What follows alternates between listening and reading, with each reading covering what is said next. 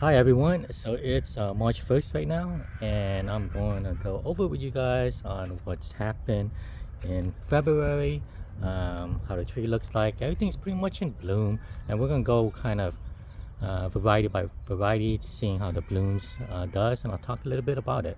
So, the month of February, we had our second biggest storm, um, and just like last week, I had like 2 days that I hit 80.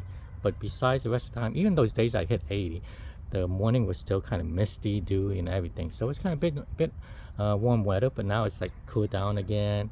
I don't think we're going to even break the mid 60s today.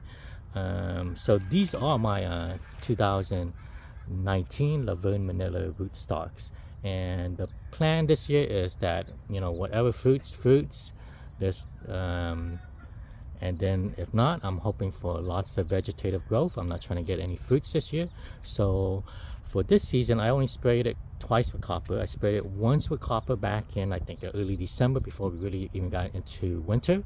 And then I sprayed copper once more in January when we got our first biggest storm in my area. So I am in Southern California, LA County, kind of coastal LA County. So that's the two times I sprayed copper. We just had a storm, big storm, the biggest one in February. I didn't spray after that. I just kind of let it be. But if I was you guys and you guys wanted fruit, I would have kind of sprayed copper and everything, make sure everything kind of doesn't catch any kind of diseases or anything like that. My plan is that this is the last year where I'm going to just let things go, and it's a good experience to see which varieties are kind of fungal resistant and so forth. And my copper spraying those two times was mostly kind of to make sure I don't get any kind of like limb dieback, fungal infection. That was what the intention of that spraying was for. It was not to kind of try to maintain the fruit set or the blooms. So this will be the last year where I'm going to just let it go without spraying, and this next year I'm going to have a schedule for spraying. So and it's going to be a lot different going forward. So this will be last time I could kind of really see what happens with the blooms without any kind of spraying, how fungal resistant some variety is, how some aren't. This has been a pretty in my opinion, pretty decent weather for mangoes this year. We had lots of kind of dry, warm days. So I think these look better than most year. So let's take a look at the first one. So this is the first tree, and this is the variety Dolores. Not too much information on it. I haven't really heard great stuff about the flavor, so it's not like a top tier mango or anything like that.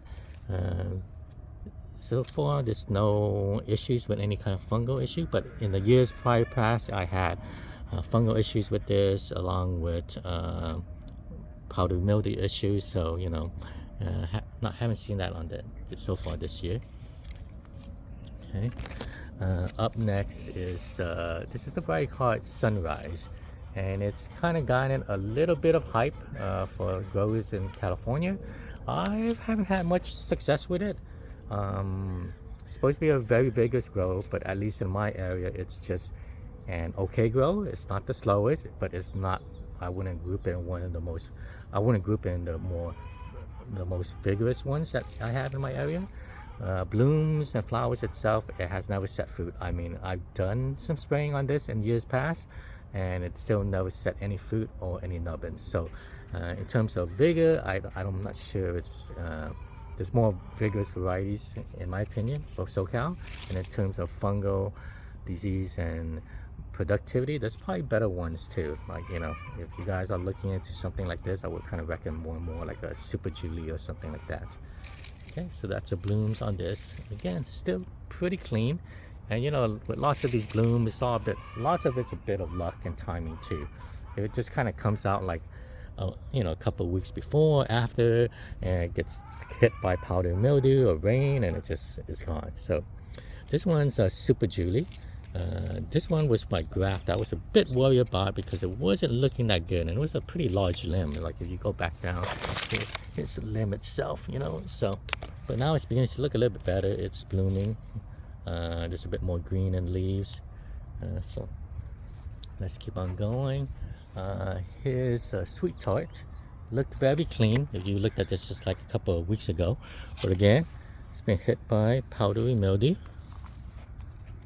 You know, and this is supposed to set fruit to a lot of fungal issues and stuff, but I haven't had good fruit sets on my sweet tart. I had nubbins here and there, so we'll see. Maybe it's just, you know, not as productive in my area, but you know, it's still early to tell. You know, so but it is pretty large graft right now. And in terms of for myself, I don't do any kind of pruning of the blooms or anything like that. I just don't want to deal with any kind of fungal issue getting in or anything like that. I know a lot of people do it, and I don't say not to do it. Especially if you have a younger plant, you know, you could take out 2/3 of it and stuff. But I would also recommend even trimming flowers or anything like that. If you do trim it and there's like open wounds and stuff, spray it down with copper. That's my recommendation. Even though it's the bloom stalks, spray it down with copper. I don't do any kind of trimming or pruning in my case during winter, just because of the, you know, the kind of the fear of the fungal infections that kind of happens. Okay, so let's keep going. Let's see, this one is I think this one's Fallon. Yeah, this one's Fallon. It's a Thai variety. It's looking pretty clean. This is peach cobbler right here. Okay, so keep on going. Let's see, here's ice cream, kind of like a mini tiny half flush. I'm hoping this doesn't really bloom much because I do need some vegetative growth on ice cream. I have struggled growing this variety, have it on different rootstocks. I struggled just with growing. It's just a slow variety. Here's Harvest Moon. So far looking clean, but again, my experience with my Harvest Moon is that it does get quite a bit of powdery mildew. Here is Alfonso, looking clean right there. Alfonso.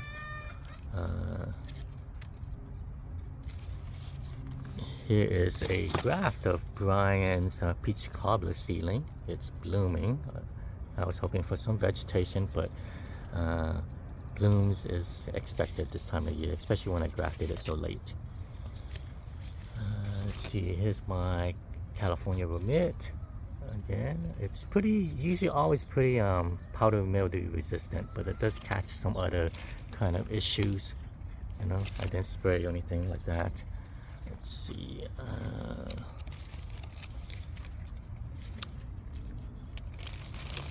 This is Brahm Chimea. There was quite a few blooms, but most of it got damaged by the wind. But I am seeing a few fruit set. Let's take a look at this closer. Let's try to get it to focus. There it goes. So there's a couple of fruit sets on this Brahm Chimea. But most of the blooms on this got pretty much destroyed by the wind and rain. Okay, here's Valkyrie, looking pretty nice. You know. Okay.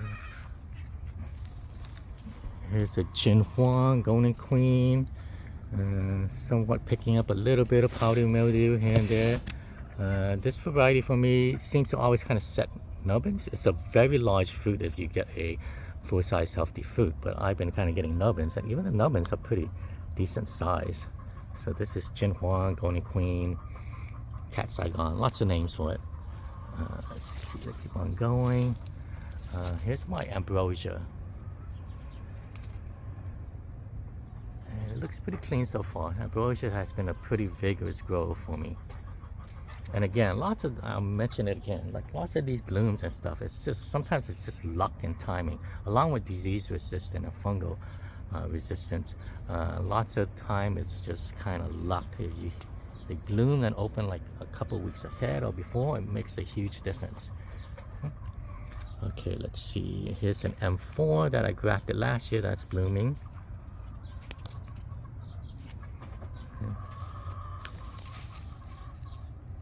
Here's the variety, not variety, but yeah, a variety, rootstock variety called 2 from Taiwan. Looks like it's about to push out some blooms. Sparse blooms, but blooms anyway.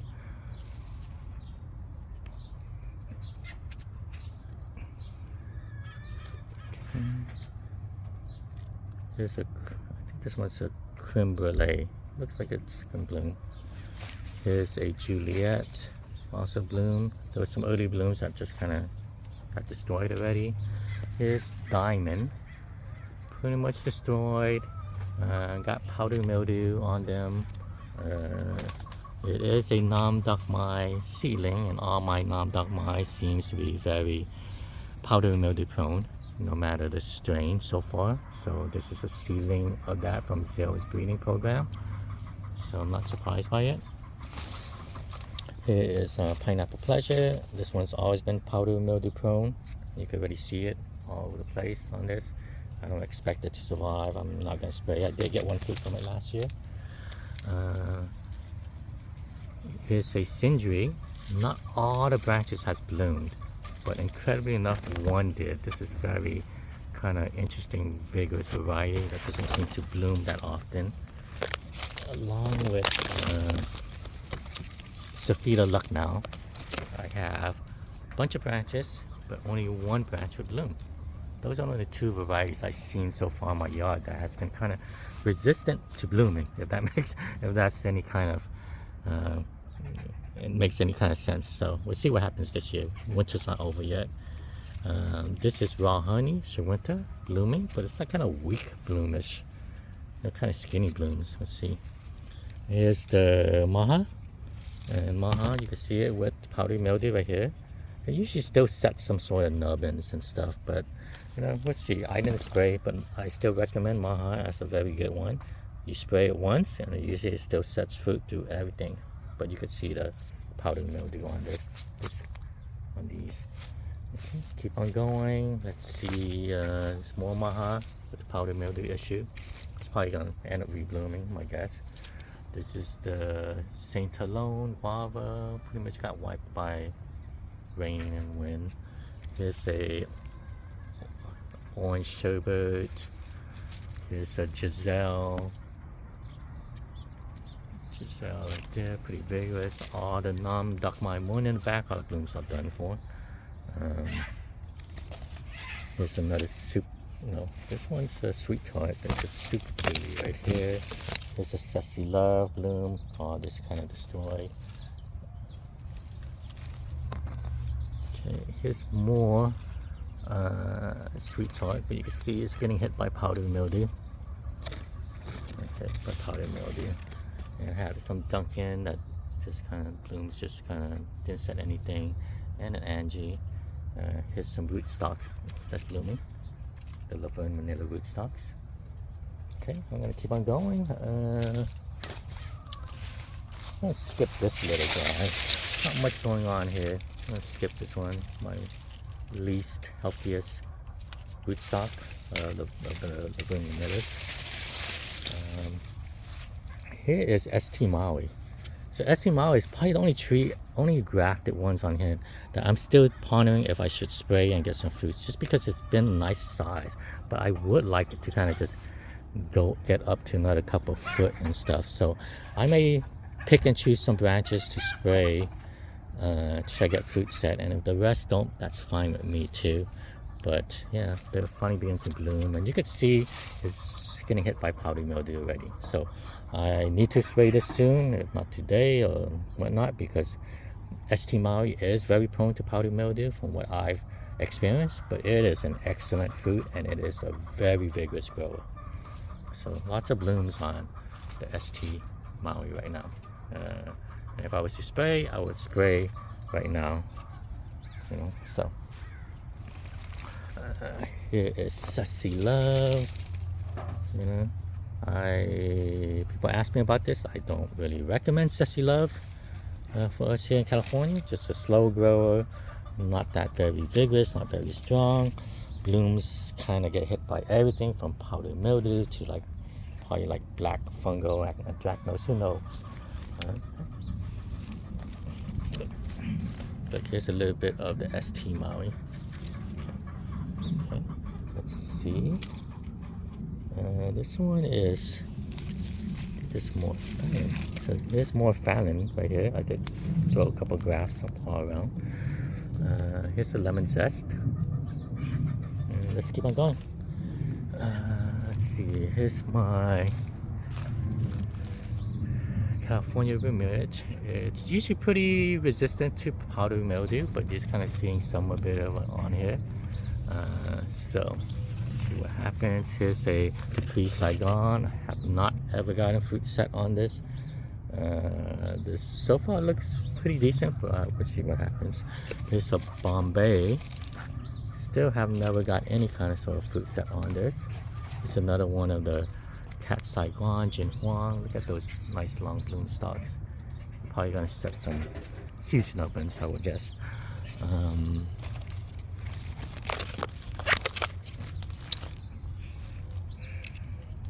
It's a Hindi Bessanara right here. I don't think any of this is gonna make it. Looks pretty bad. Here's a Scepter. Again, I think some of the original blooms died off. It was kind of sprouting some. I don't know. Hopefully this is healthy blooms. It looks kind of funny and diseased. And there's one fruit cocktail right here. Still pretty clean. Okay, let's keep on moving on. Here's the cack.